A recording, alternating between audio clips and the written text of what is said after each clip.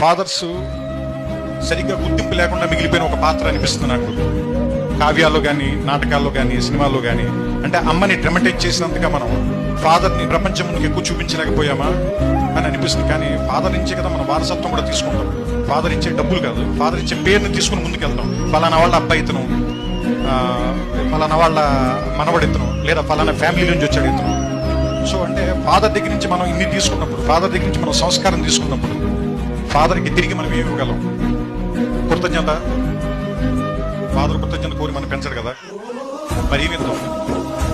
ఒక జ్ఞాపకంగా గుర్తుపెట్టుకోండి, మర్చిపోవద్దు. మనం అతనికి చెప్పాల్సిన అవసరం కూడా లేదు. ఎందుకంటే ఫాదర్ మనం తిరిగి థ్యాంక్స్ చెప్పాలని కోరుకోడు. చిన్నప్పుడు ఆయన భుజాల మీదే నుంచి ప్రపంచాన్ని చూస్తాం.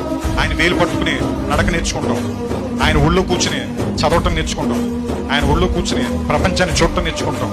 ఆయనతో పాటే ఆయన స్కూటర్ డ్రైవ్ చేస్తుంటే ఆయన ముందు నుంచుంటాం. ప్రపంచం మొత్తం మనమే గెలుస్తున్నాం అనుకుంటాం. ఆయన వెళ్ళిపోయిన తర్వాత ఒంటరిగా ఉన్నామని ఎప్పుడు అనుకోద్దు. మన వెనకాల కనపడిన ఒక నీడలాగా నాన్న ఇప్పుడు మనతోనే ఉంటాడు.